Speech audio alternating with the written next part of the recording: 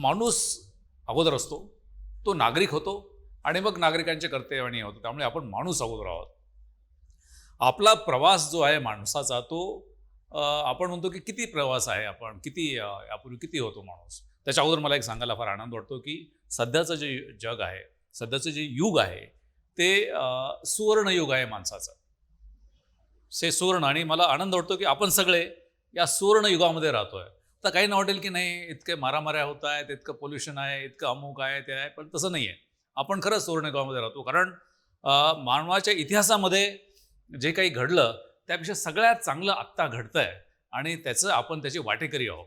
त्यामुळे हे आपण मानलंच पाहिजे की आपण फार चांगल्या युगामध्ये आहोत आणि अ, आपण काही जुन्या युगाला फार सुवर्ण युग असं म्हणायचं काही कारण नाही आहे. एक साधं उदाहरण देईल मी की स्वातंत्र्यापूर्वी म्हणजे 1947 पूर्वी आपलं भारताचं सरासरी आयुष्यमान किती होतं तर 32 ते 34 वर्ष होतं. आणि गेल्या 75 वर्षामध्ये जे काही डेव्हलपमेंट झाली आज सरासरी आयुष्यमान किती आहे 70 वर्ष आहे. म्हणजे हे सगळं जे झालं तर ते सुवर्णयुग होतं का आत्ताचं सुवर्णयुग आहे तर निश्चितच आत्ताचं सुवर्ण आणि जगाचं सुद्धा 80-82 पर्यंत काही देश आहेत. काही देशांचं सरासरी आयुष्यमान हे 84 वर्षापर्यंत गेलेलं आहे आणि हे असंच वाढत राहणार आहे. त्यामुळे एक मानवाला जे काही प्रगती केलेली आहे आणि त्या प्रगतीमध्ये खरं आपण आनंद मानला पाहिजे आणि अर्थात ज्या चुकीच्या गोष्टी घडतात त्या चुकीच्या गोष्टी घडू नये म्हणून सगळ्यांनी एकत्रितपणे काम केलं पाहिजे. हा माझा त्याच्यामध्ये आणि माझ्या आयुष्याकडे सर्व समाजाकडे जगाकडे बघण्याचा दृष्टिकोन हा असा आहे की आपल्याला एक चांगलं आयुष्य मिळालेलं आहे आणि चांगलं आयुष्य जर असेल तर आपण ते आणखी चांगलं केलं पाहिजे या दृष्टीने तिकडे बघतो. आणि दुसरं असं आहे की या सुवर्ण युगामध्ये मला जन्म मिळाला माणसाच्या, मग त्याचं मी चांगलं का करू नये आणि या दृष्टीने मग प्रत्येकाने केलं पाहिजे. माणूस या पृथ्वी खरं म्हणजे की आपल्याला माहिती आहे, मी फक्त थोडंसं त्याला टच करेल की आत्ता आपण हे विश्व तयार होऊन 1380 कोटी वर्ष झालेली आहे. अर्थात त्याला काही वेगळ्या कल्पना आहेत की ख्रिश्चन लोकांचं म्हणणं आहे की ते अमुक पद्धतीने विश्व तयार झालं, ज्यूचं म्हणणं वेगळं आहे, मुस्लिमांचं म्हणणं वेगळं आहे, हिंदूंचं म्हणणं आहे. पण जे सायंटिफिक ज्याला पुरावा आहे की त्याच्याप्रमाणे आपण 1380 कोटी वर्षापूर्वी एक महाविस्फोट झाला. त्या विस्फोटामधून मग अशा वेगवेगळ्या गॅलेक्सीज तयार झाल्या. त्याच्यामध्ये आपली ही एक गॅलेक्सी आहे, मिल्की वे आहे, ते तयार झालं आणि ते असं विश्व आता सध्या खूप विस्तारित होत चाललेलं आहे. म्हणजे हे विश्व कुठपर्यंत विस्तारित होईल कोणालाच माहिती नाही. पण शास्त्रीयदृष्ट्या हा विस्फोट झाला त्याच्यासाठी एक हे आहे की एक प्रमाण ठरलेलं आहे सायंटिफिकली जे आपल्याला प्रूव्ह करता येतं आणि तो म्हणजे बॅकग्राऊंड रेडिएशन असतं की ज्या विश्वामध्ये तुम्ही कुठे गेलं तर ते असतंच. म्हणजे विस्फोट झाला, बिग बँग झालं याचा त्याला आहे. हे झाल्यानंतर सुमारे 420 वर्षापूर्वी आपली पृथ्वी जन्माला आली सूर्यमालेनंतर आणि सर्वसाधारणपणे 380 कोटी, मी कोटी म्हणतोय सगळं जे म्हणतो ते 380 कोटी वर्षापूर्वी या पृथ्वीवरती जीव कुठेतरी जन्माला आला, पहिला जीव. हे काही कायमस्वरूपी इथे जीव होतं असं नाही आहे. पृथ्वीच नव्हती तर जीव असायचं काही कारणच नाही, पृथ्वीच नव्हते. त्यामुळे 380 कोटीवर जीव आला. मग पुढे वाढत वाढत जात मग त्याचे समुद्रामधून आपण बाहेर आलो आणि नंतर मग सरपटणारे प्राणी होतो, मग पक्षी झालो, असं होत होत आपण मग एक 25-30 लाख वर्षापूर्वी माणूस म्हणून आपल्या काही प्रजाती 6-7 प्रजाती तयार झाल्या. त्याच्यामधल्या आपल्या भाऊबंद होते वेगवेगळ्या प्रजाती असलेल्या. त्यापैकी आज मानवाच्या 7 प्रजातीपैकी आपण 31 प्रजाती आहे ज्याला होमोसेपियन्स म्हणतो ती सध्या अस्तित्वात आहे. बाकीच्या सगळ्या 6 किंवा 7 प्रजाती असतील त्या नेस्तनाबूत झालेल्या आहेत, त्या संपलेल्या आहेत. त्यांना वेगवेगळी नावं दिली सायंटिफिक, तुम्हाला त्याला बॉदर करायचं नाही की त्यांचे सायंटिफिक नावं काय आहेत. पण एक आहे की शास्त्रीय आधारानुसार ह्या ज्या 7-8 प्रजाती आहेत मानवाच्या त्यापैकी माणूस म्हणजे आपण ही सगळ्यात कमी या पृथ्वीवरती राहणारी प्रजाती असणार आहे. इतर प्रजाती खूप वर्ष टिकल्या, हजारो लाखो कोट्यावधी वर्ष जगल्या, पण आपण सगळ्यात कमी जाणार आहे आणि आपण आता काही हजार वर्षामध्ये ही प्रजाती इथून नष्ट होणार आहे. आता बाकीचे ते तुमचं अणु बॉम्ब आणि हे आणि ते वेगळं राहू द्या, पण तसंही नैसर्गिकरित्या आपलं जे अस्तित्व आहे ते तसं कमी आहे. मग हे जर असं असेल तर मला वाटतं की मग आपण जे काही हे जग आहे, हे जग जितके दिवस आपण आहोत तितके दिवस चांगलं राहण्याच्यासाठी काय केलं पाहिजे, सर्वांनी सगळ्या मानवाने एकत्र कसं केलं पाहिजे आणि मग त्यामध्ये सगळ्यांना हक्क कसे मिळतील, सगळ्यांना त्याच्यामध्ये प्रत्येकाने आपली जबाबदारी कशी ठेवली जाईल यासाठीच्या व्यवस्था हे मानवाच्या एक 12,000 वर्षापूर्वीपासून सुरू झाल्या. आपल्याला माहिती आहे की 70,000 वर्षापूर्वी आपण अग्नीचा वापर, नियंत्रित वापर करायला सुरू केला. त्यापूर्वी अग्नी नव्हतं किंवा आपण आपलं अन्न पदार्थ कुक करत नव्हतो, शिजवत नव्हतो. नंतर ते आपण हत्यार वापरायला लागलो आणि 12 वर्षापूर्वी या जगामध्ये सगळ्यात मोठी क्रांती झाली. ते म्हणजे की आपण त्यापूर्वी अन्न, कंदमुळे खाऊन किंवा जनावरांचं हे करून आपण जगत होतो. पण 12,000 वर्षापूर्वी शेतीचा व्यवसाय कोणीतरी सुरू केला आणि शेती व्यवसाय सुरू करायला जबाबदार आहे एक महिला, पुरुष नाही आहेत. एका महिलेने एके ठिकाणी, कारण दररोज भटकण्याऐवजी कुठेतरी एके ठिकाणी राहावं आणि मग शेती करावी असं त्यांनी ठरवलं आणि शेती केल्यानंतर मग लोक एकत्र राहायला लागले, खेडी तयार झाली, खेड्यांचे शहरं तयार झाले, शहरांचे देश तयार झाले, देशांची साम्राज्य तयार झाली आणि मग तिथूपासून आपण इथपर्यंत आलो. हे सगळं होत असताना मग माणूस ज्यावेळेस रानटी टोळ्यामधून माणूस म्हणून इकडे आला, त्यावेळेस तिथे काहीतरी व्यवस्था असावी, प्रशासकीय शासकीय व्यवस्था असावी असं होत गेलं आणि सुरुवातीच्या काळामध्ये मग राजेशाही ही सगळीकडे आली आणि सगळे अधिकार हे राजाकडे एकटवलेले असायचे. इतिहास खूप मोठा आहे, मी फक्त त्याच्यात थोडक्यात देतो. आता त्याच्यामध्ये काय, राजाकडे कुठले अधिकार होते? ते राजाकडे सगळे कायदे, तो म्हणेल तो कायदा होता. राजा हाच एक कायदा. दुसरं सगळे आर्थिक व्यवहार त्याच्याकडे असायचे, तो म्हणेलच त्याप्रमाणे लोकांनी कर द्यायचे किंवा काय करायचं असेल. त्याच्याकडे पोलीस आणि त्याचे जे मिलिटरी असेल तो स्वतः सांगेल त्याप्रमाणे.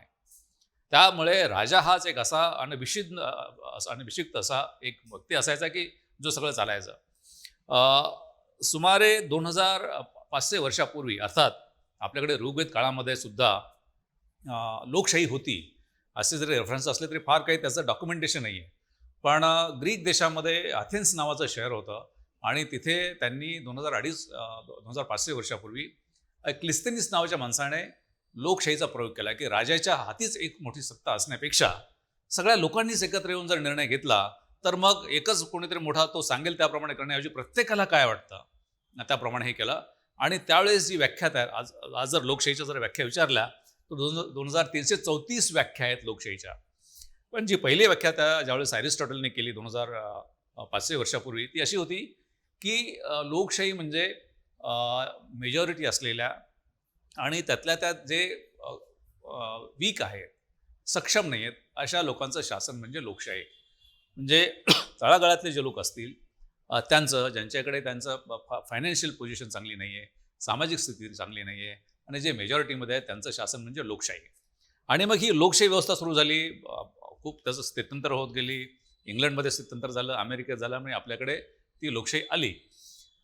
ह्या लोकशाहीमध्ये एक आहे की लोकशाहीचा मूळ गाभा असा आहे की प्रत्येक नागरिकाला, जो त्या देशाचा नागरिक आहे, प्रत्येक व्यक्ती हा त्या देशाचा नागरिक असेल, ते नागरिक ठरवणं, कोण नागरिक हे त्यांच्या घटनेमध्ये दिलं असतं. भारतामध्ये नागरिक म्हणजे इथे जो जन्माला येईल, ज्याचे आईवडील जन्माने आहेत, तो नैसर्गिकरित्या नागरिक होतो आणि मग दुसऱ्या देशातून आलेल्या लोकांना नागरिकत्व द्यायचं आहे, त्याच्यामध्ये तरतूद आहे. पण बेसिकली या देशामधले जे लोक आहेत त्यांना नागरिक होतं आणि त्या नागरिकांचे मग त्यांनी कसं वागावं, तर वागण्यासाठी एक बेसिक प्रिन्सिपल असा आहे की माणूस हा जन्माने स्वच्छंदी असतो, स्वतंत्र असतो.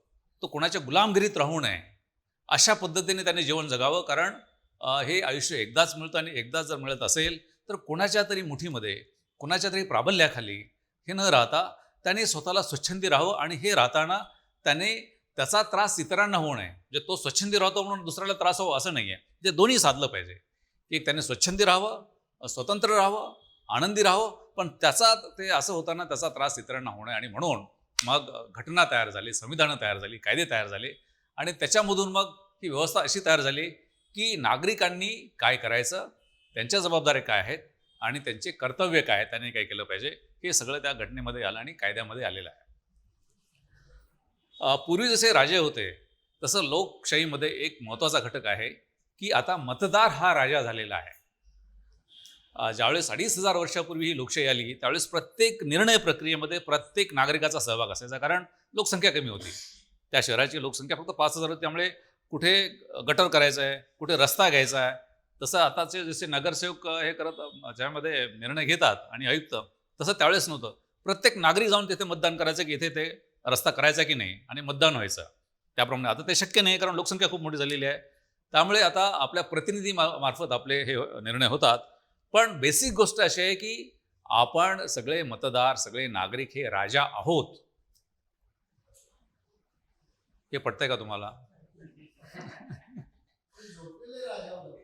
हे राजा आहेत. हे घटनेने, कायद्याने आणि लोकशाहीच्या अ, संकल्पनेप्रमाणे प्रत्येक मतदार हा राजा आहेच. दुर्दैवाने गेले 75 वर्ष आपण ते विसरून गेलेलो आहोत. तुम्ही सत्ताधीश आहात. प्रत्येक नागरिक हा सत्ताधीश आहे, राजा आहे. आणि मग तुमचे जे लोकप्रतिनिधी निवडून येतात आणि त्यांना सहाय्य करणारी जी शासकीय यंत्रणा असते, नोकरशाही असते, ते तुमचे नोकर आहे. हे असं आहे. पण आता आपण तसं केलंय का? तुमच्या पिढीने केलंय का? माझ्या पिढीने केलंय का? नाही. आपण आपल्या पिढी बर्बाद केलेलं आहे. ही संकल्पनाच खरं म्हणजे की आपण विद्रूप करून टाकलेली आहे. ते राजे आणि त्यांचे आम्ही कोणीतरी त्यांच्याकडे जाऊन आम्हाला हे करून देता का? आम्हाला ते करून देता का? हे असं झालेलं आहे. मग मला वाटतं की काहीतरी आपल्या पिढ्यांचं चुकलेलं आहे. जी संकल्पना लोकशाहीची होती, ज्या लोकशाहीने आपल्या सगळ्यांना राजा बनवलेला आहे, कायद्यामध्ये पण आपण राजे आहोत. मग प्रत्यक्षात हे काय झालं?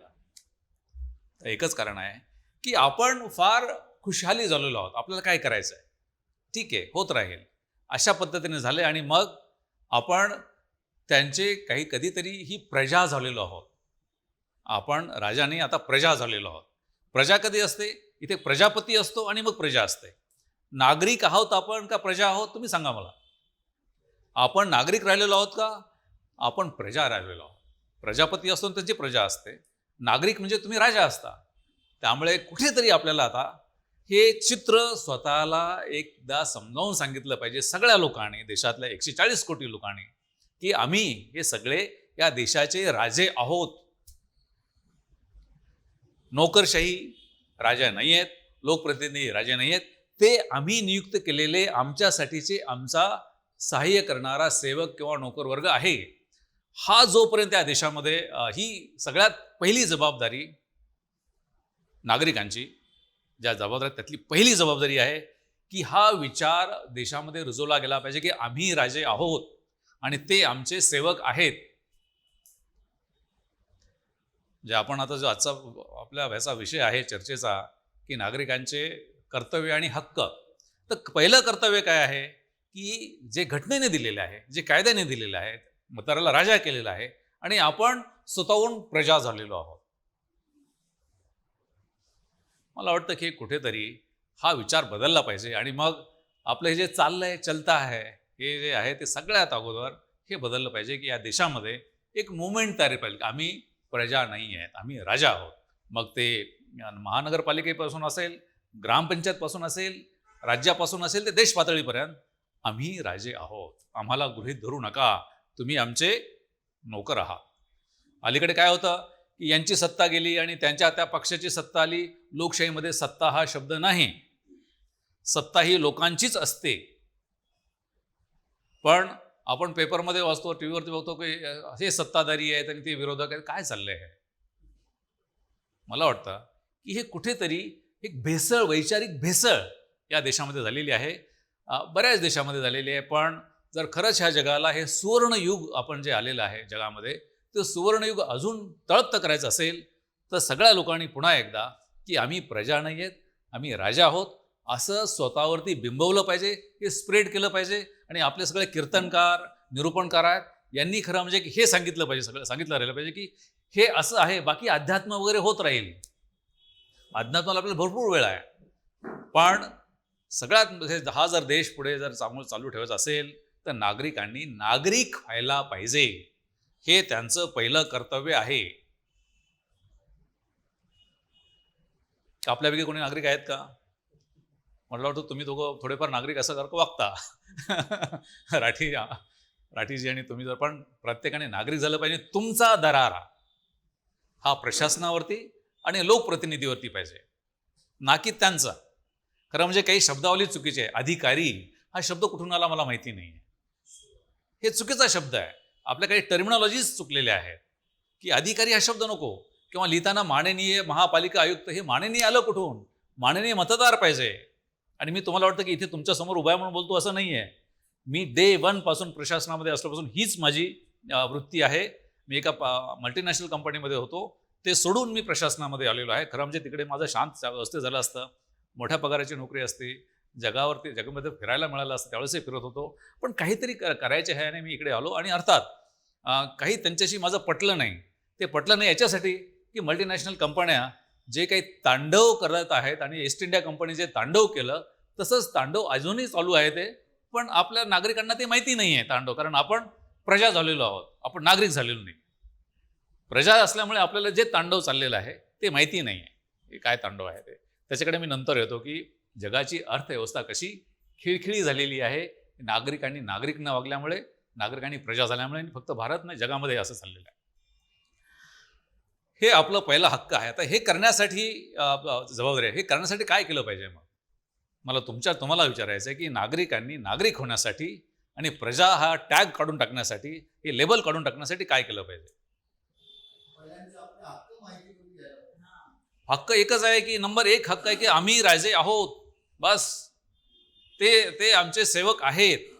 हे कुठेतरी तयार झालं पाहिजे. म्हणजे प्रत्येक काही असेल की आम्ही त्यांना निवेदन द्यायचं, मग त्यांनी बघतो म्हणायचं, किंवा त्याच्याकडे लक्ष द्यायचं नाही, कुठे काही नाही आहे, हा रस्ता आहे की नाही, किंवा किती त्याचा पाणी पुरवठा होतोय की नाही, ड्रेनेज होतोय की नाही आहे, ट्रॅफिक जाम होतोय, हवेचं प्रदूषण आहे. ह्या सगळ्या गोष्टी किती दिवस चालणार आहे? आणि मग आपण त्यांच्याकडे जायचं आणि त्यांनी हो मी बघतो असं बघतो. बरं, हे कोणाच्या पैशावरती चाललेलं आहे? जगातल्या किंवा कुठेही भारत इन्क्लुडिंग भारत, शासन काहीही देत नाही, कारण शासनाकडे देण्यासारखं काहीच नाही आहे. हे सगळं आपल्या पैशातून आहे. हे कुठेतरी ह्या नागरिकाला समजलं पाहिजे की ते राजे आहेत आणि जे सगळं चाललेलं आहे त्याच्या पैशातून चाललेलं आहे. एखाद्या वेळेस शासन म्हणत असेल की आम्ही हे मोफत देतो, आणि अरे तुम्ही मोफत देणारे कोण आहात? हे इथून गेलेलं आहे प्रत्येकाच्या. आपल्याकडे एखादा भिकारी जरी भीक मागत असेल तरी तो टॅक्स देतो, कारण त्याला कोणी जर ब्रेड दिला असेल त्या ब्रेडवरती जीएसटी केलेला असतो कुठेतरी. त्यामुळे प्रश्न असा आहे की शासन काहीही देत नसतं, कारण शासन हे नोकर आहे तुमचं. नोकर कुठून आणणार पैसे? पैसे तर मालकाकडे असतात आणि मालकाने पैसे दिलेले आहेत. पण मालकाला विचारण्याची ताकद नाही आहे, कारण मानसिक दौर्बल्य आलेलं आहे, दुर्बलता आहे. दुसरा प्रश्न असा आहे की मग या देशामध्ये अशी मुवमेंट झाली पाहिजे की ही मानसिक ते स्ट्रॉंग झाली पाहिजे देशामध्ये की आम्ही राजे आहोत, आम्ही पैसे देतो आहोत, तुम्ही कोण? अशी वस्तुस्थिती पाहिजे. सजगता नाही आहे. याच्यासाठी एक देशव्यापी चळवळ सुरू झाली पाहिजे, जशी महात्मा गांधींनी स्वातंत्र्याची चळवळ सुरू केली होती की आम्हाला स्वातंत्र्य पाहिजे. आमच्या देशातलं प्रचंड पैसा तिकडे इंग्लंडमध्ये घेऊन चाललेले आहेत आणि आमच्या देशाला कफल्लक बनवलेलं आहे.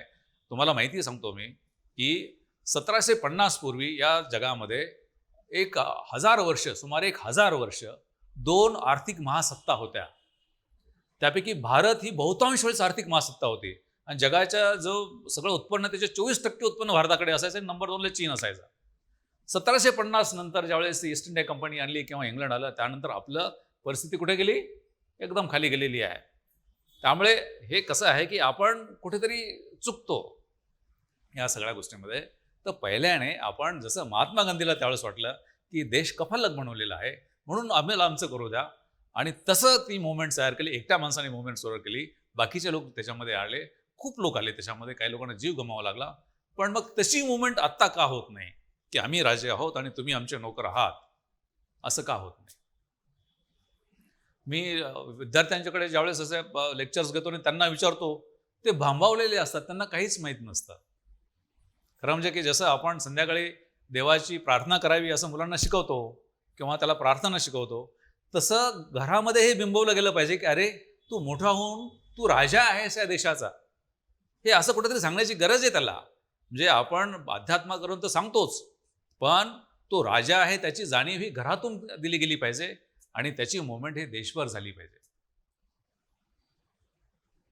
आता हे कसं होईल मला माहीत नाही. मी नुसतंच आपलं ओरडत असतो, जिथे मला फोरम मिळेल तसं मी सांगत असतो.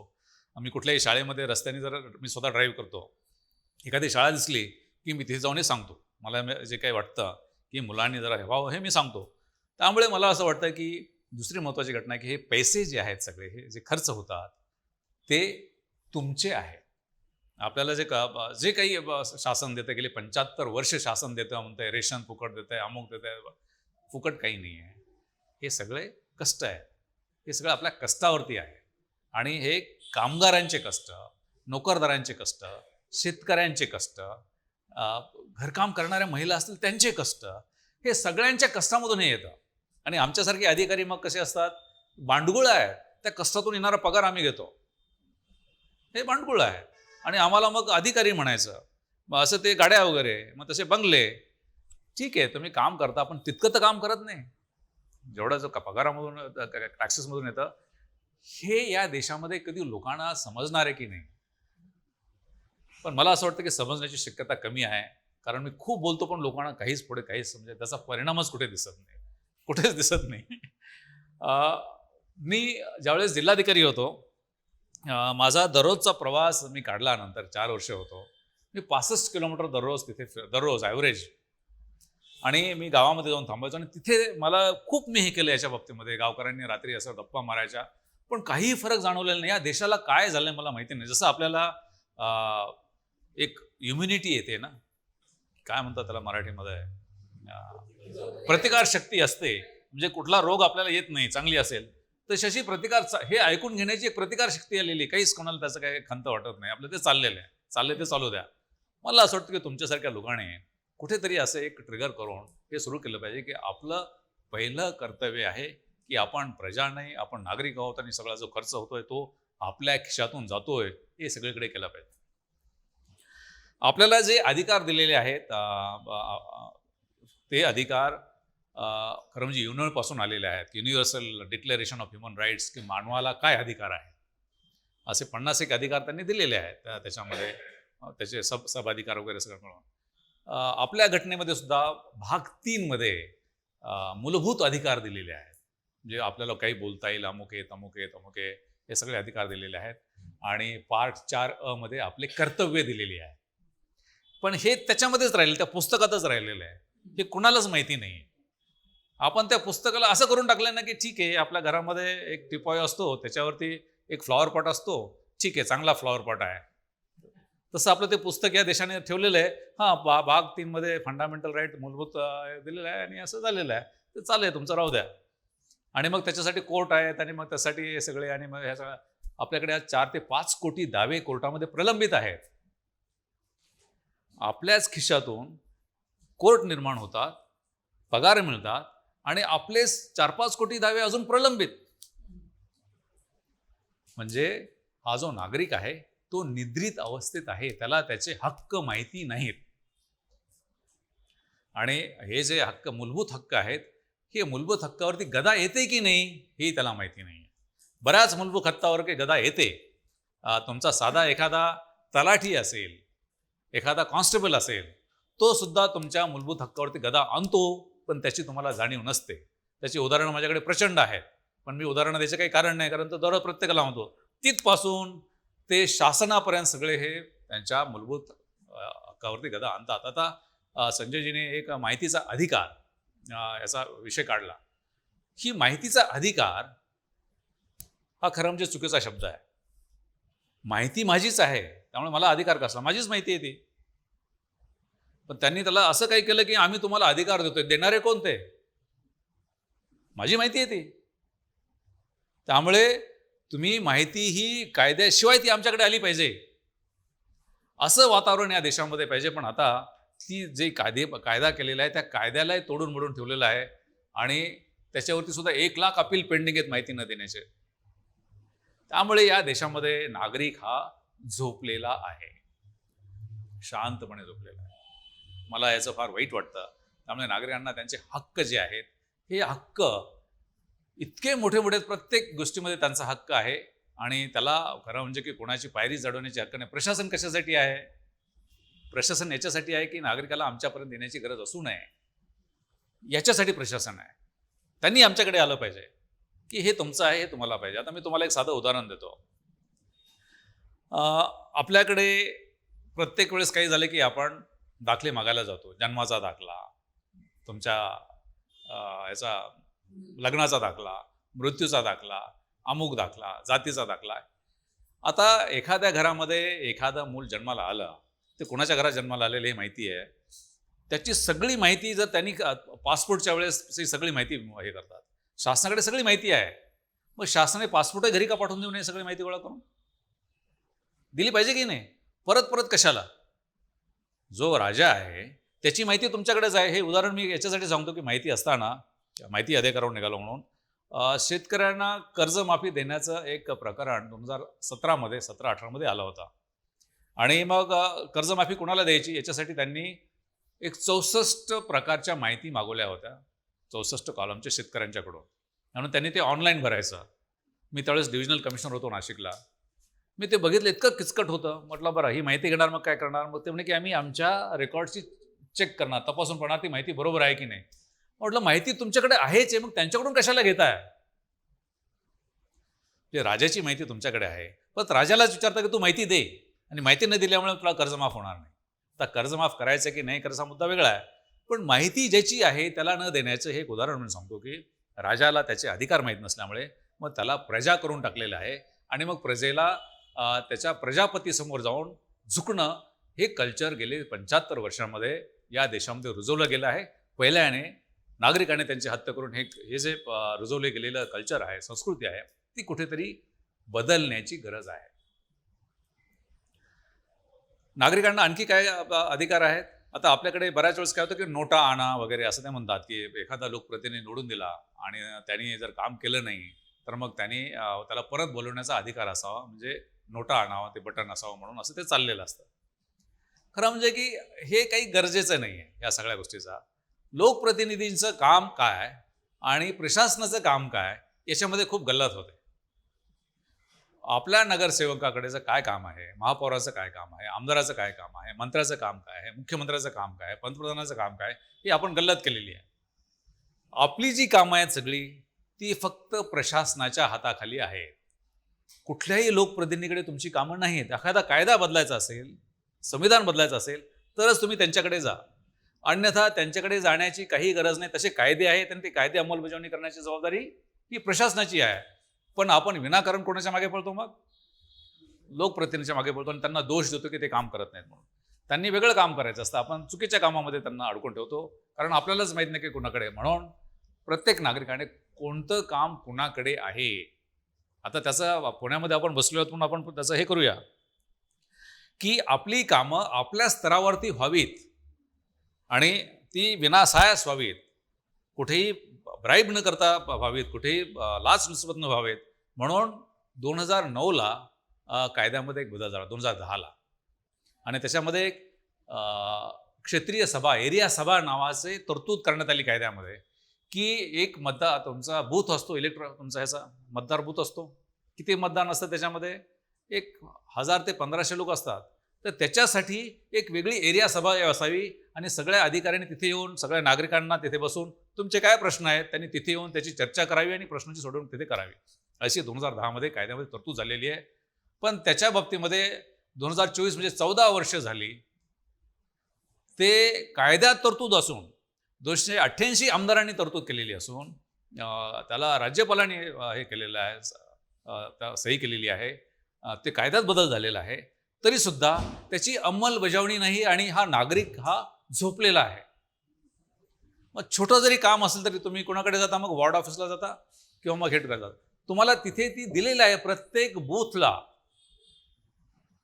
की तिथे तुमच्या एरिया सभामध्ये जे काही छोटे मोठी कामं असतात, नळ जोडणी आहे, खड्डा पडलेला आहे, धूळ वाढलेली आहे, अमुक आहे, तमुक आहे, असं जे जे काही असेल ते सगळं तिथे करावं, अशी घटनेमध्ये 74व्या घटना दुरुस्तीमध्ये संविधानावर बदल करून मग जो कायदा आलेला आहे त्या कायद्यात 14-15 वर्ष तरतूद केलेली आहे. पण मग मतदार राजा कुठे आहे? हे त्याचा हक्क आहे, कायद्याने दिलेला हक्क आहे. मग तो हक्काचं मागून घेण्याचं त्याचं कर्तव्य नाही का? का फक्त झोपण्याचंच कर्तव्य त्याचं या बाबतीमध्ये आहे?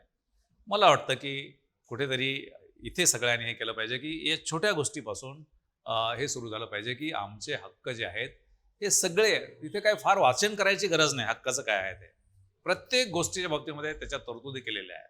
तुम्हाला कुठेही धावपळ करायची गरज नाही आहे. आणि तुमचं कर्तव्य एकच आहे की तुम्ही कुठले तुम्हाला अधिकार आहेत याची जाणीव करून घेणं हे महत्त्वाचं आहे. आणि हे फार सोपं आहे.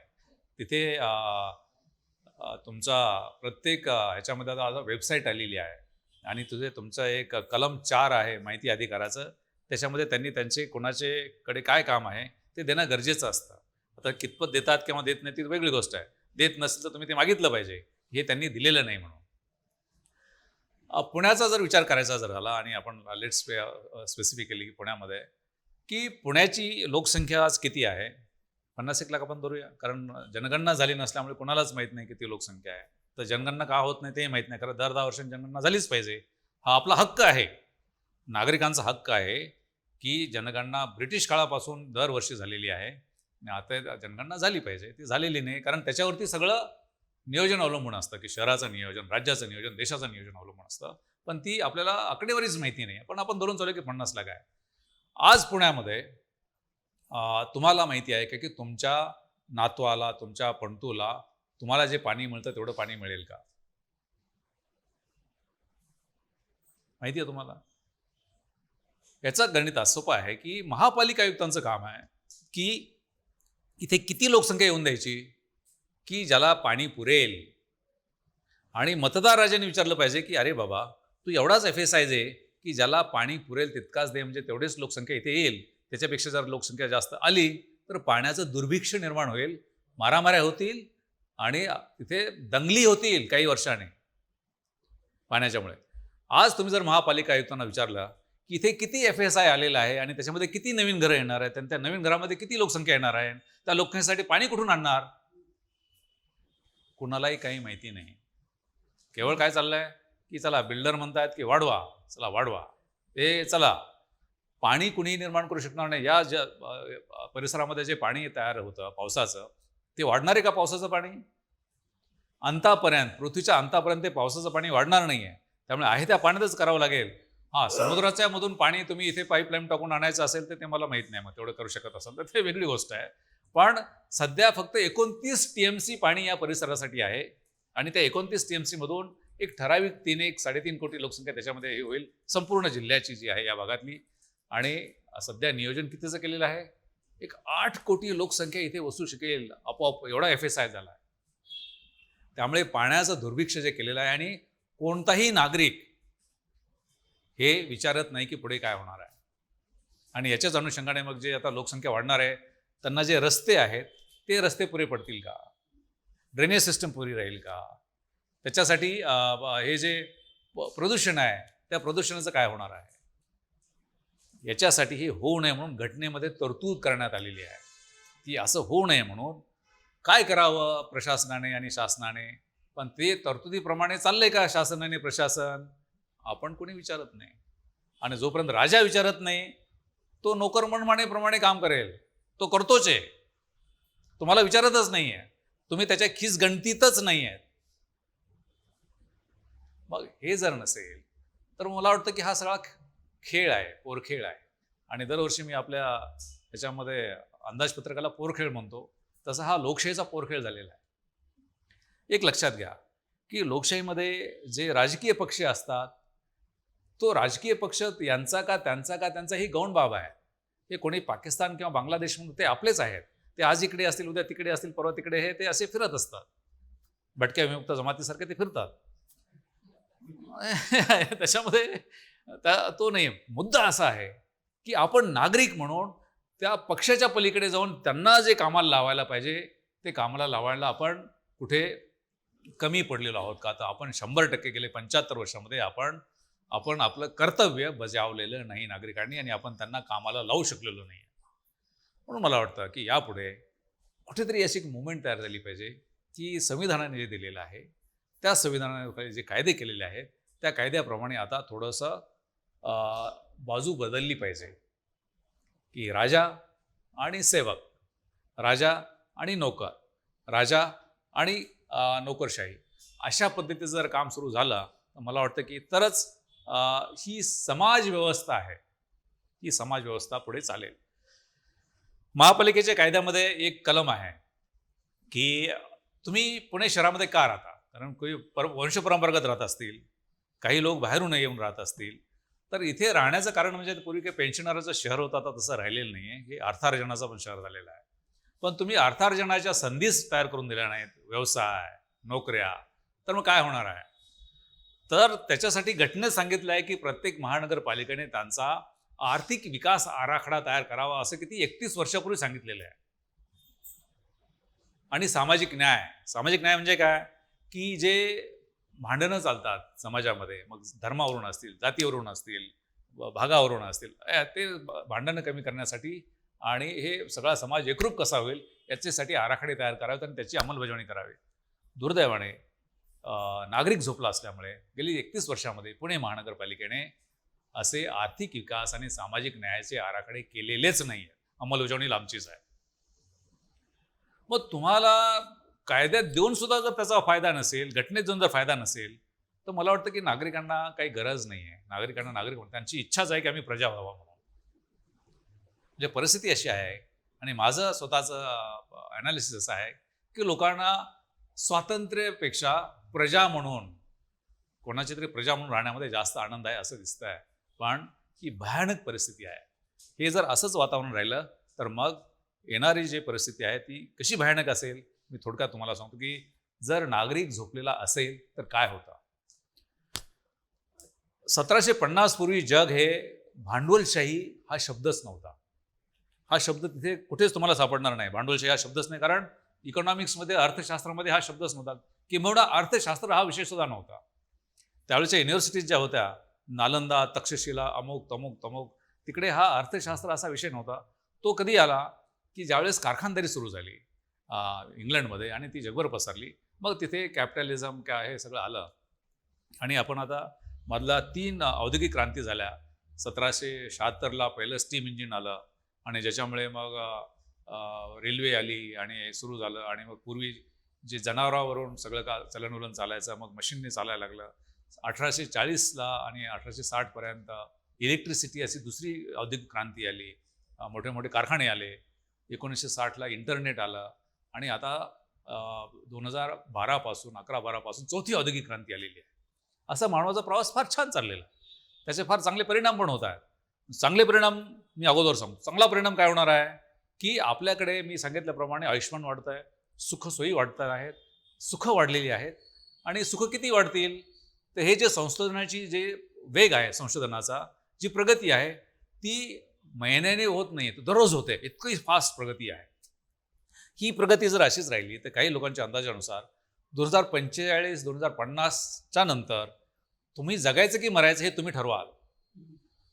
इतकी प्रगती होणार आहे. म्हणजे मरणं हे तुमच्या हातात असणार आहे. तुम्हाला जगायचं असेल कायमस्वरूपी तर तशी तुमचं तंत्रज्ञान येणार आहे. इतकी प्रगती आहे. पण ही प्रगती होत असताना दुसरीकडे जे आत्ताचं जग चाललेलं आहे की जगाचं आणि त्यामध्ये भारत आलाच, हे अर्थशास्त्र आहे. आपल्याकडे जर बघितला तर जगामध्ये त्यांनी गेल्या 2-3 दिवसापूर्वीच 2023चा अहवाल प्रसिद्ध केलेला आहे आणि त्या अहवालामध्ये की त्या देशातील 1% लोकांच्याकडे किती संपत्ती आहे. भारत त्याच्यामध्ये फार वरती आहे. आपल्याकडे 1% लोकांच्याकडे त्यांच्या अहवालानुसार 1% देशातले लोक आहेत. 40% संपत्ती आहे. भारतातील फक्त 1% लोकांच्याकडे 40% संपत्ती आहे आणि हे दरवर्षी वाढत चाललंय आणि जगात वाढत आहे. याचा अर्थ असा आहे की ही जी संपत्ती आहे काही ठराविक लोकांच्याकडेच हे चाललेली आहे. कारण नागरिक झोपलेला आहे.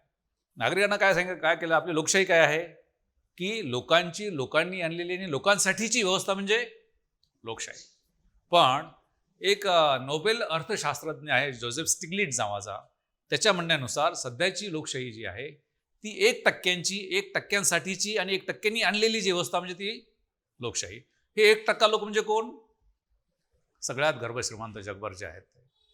त्यामुळे आता बाकीचे काय झालेत? बाकीचे गुलाम झालेले आहेत आणि मग आपण लोकशाहीचा डिंडोरा पिटतो. पण आता जगावरती प्राबल्य हे पैशांच्या लोकांचं आहे आणि गरीब होत चाललेला आहे. वर्ल्ड इकॉनॉमिक फोरमच्या एका 2018च्या अहवालानुसार पुढच्या 15-20 वर्षामध्ये जगातल्या सध्याच्या नोकऱ्या जगातल्या त्यापैकी 65% नोकऱ्या ह्या संपुष्टात येतील. कारण ऑटोमेशन आलेलं आहे, कॉम्प्युटरायझेशन आलेलं आहे, टेक्नॉलॉजी आलेल्या आहेत. मग लोकांना नोकऱ्या नसतील तर खायचं काय? पण आम्हाला त्याचं काही देणं घेणं नाही आहे. आम्ही प्रजा आहोत. होईल तो देईल आम्हाला. हे निदितावस्थेचं लक्षण आहे आणि हे जगामध्ये फार भयानक आहे. आणि आज आपल्याला वाटतं की आम्ही पुण्यामध्ये बसून फार नोकऱ्या, तुम्ही कालचा जर रिपोर्ट बघितला कालचा, तर आय टीमधल्या नोकऱ्या कमी होत चाललेल्या आहेत. बाकीच्या तर कमी होत आहेच, आय टीमधल्या सुद्धा. त्यामुळे हे लोन भारतापर्यंत येऊन पोहोचलेलं आहे की हे जे पगार जे मिळतो किंवा नोकऱ्या जे मिळतात ते कमी होत चालले. असंच जर चाललं तर मग पुढे शासनाला, तुम्हाला सगळ्यांना, आपल्याला खाण्यासाठी शासन पैसे देईल त्या मोठ्या लोकांच्या खिशातून काढून थोडेफार, आणि ते देईल त्याच्यावरतीच आपल्याला हे करावं लागेल. म्हणून नागरिकांनी अशी व्यवस्था आणली पाहिजे की सर्वांना शक्यतो समान संपत्तीचं वाटप पाहिजे आणि समान इन्कम पाहिजे. अशा पद्धतीची व्यवस्था ही लोकशाहीला अभिप्रेत आहे. ती व्यवस्था आणण्याची जबाबदारी ही राजाची आहे, म्हणजे तुमची आहे, म्हणजे मतदारांची आहे. पण ते मतदारांचा जो कर्तव्य आहे त्या कर्तव्यामध्ये गेले 75 वर्षामध्ये मतदार हा त्याने काही काम बजावलेलं नाही. मला असं वाटतं की कुठेतरी एक असा सुरुवात या देशामध्ये झाली पाहिजे की जे राजकीय पक्ष आहेत त्यांना ठणकावून सांगण्यात आलं पाहिजे की तुम्ही याच्या बाबतीत काय करणार आहात, की आमची अर्थव्यवस्था काय आहे, आमचे मुलांचं भविष्य काय आहे, नोकऱ्यांचं काय आहे, पाण्याचं काय आहे, आमच्या शहराची बकालावस्था वाढत चालली त्याचं काय आहे, हे त्यांना ठणकावून विचारण्याची गरज आहे. अन्यथा मग तुम्ही आमचे प्रतिनिधी नाहीत.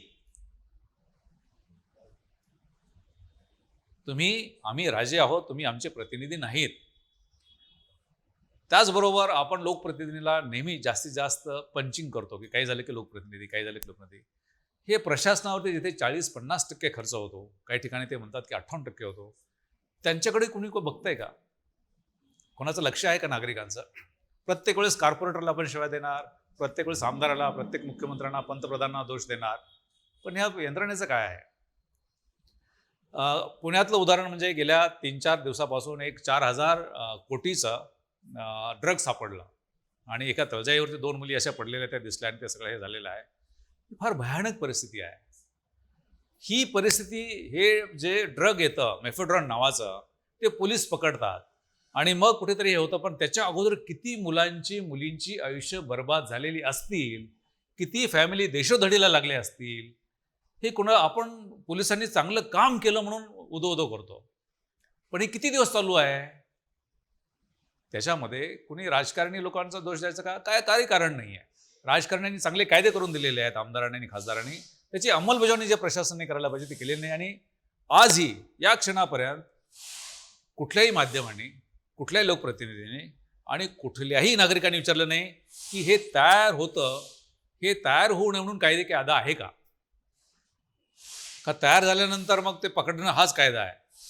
तयार होऊ नये म्हणून कायदा आहे देशामध्ये. 1985 पासून हा कायदा आहे आणि त्याच्या जबाबदारी अन्न आणि औषध प्रशासनाचे आयुक्त, प्रत्येक जिल्ह्यामध्ये असलेले त्यांचा सहाय्यक आयुक्त आणि स्थानिक पातळीवरती असलेला औषध निरीक्षक यांच्यावरती ती जबाबदारी आहे.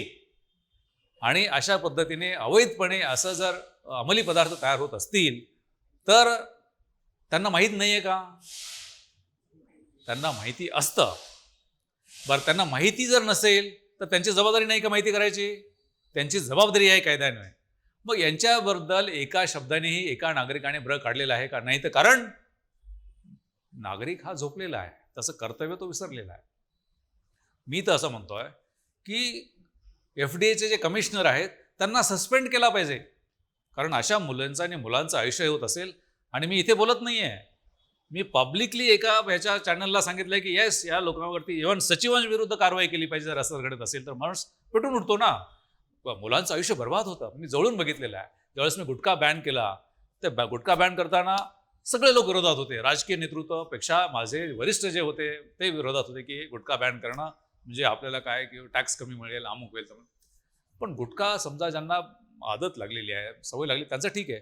पण गुटखा लहान मुलांना शाळेमध्ये त्यावेळेस तो विकला जात होता आणि त्या भयानक परिस्थिती होती. पण मग अशामध्ये ज्या अधिकाऱ्यांना तुम्ही तुमच्या खिशातून पैसे देता आणि अशा पद्धतीने त्यांचं ते काम बजावत नाही आहेत, आणि मग अशा वेळेस आपण फक्त केवळ की बघ्याची भूमिका घेणं म्हणजे आपण आपल्या कर्तव्यापासून दूर जाणं, राजाने आपल्या कर्तव्यापासून दूर जाणं अशी परिस्थिती आहे. हे एक उदाहरण म्हणून सांगितलं. अशा भयानक हे गोष्टी आहेत की तुम्ही विचारा. तिथे मी सांगतो तुम्हाला. मी आणखी एक छोटीशी गोष्ट सांगतो की आपल्याकडे आता भ्रष्टाचाराबद्दल एक थोडंसं उदाहरण देतो.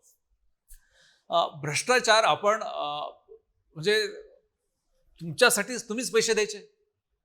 तुमची कामं करण्यासाठी, राजाची कामं करण्यासाठी राजानेच पैसे द्यायचे तुमच्या नोकराला. हे तर फारच झालं.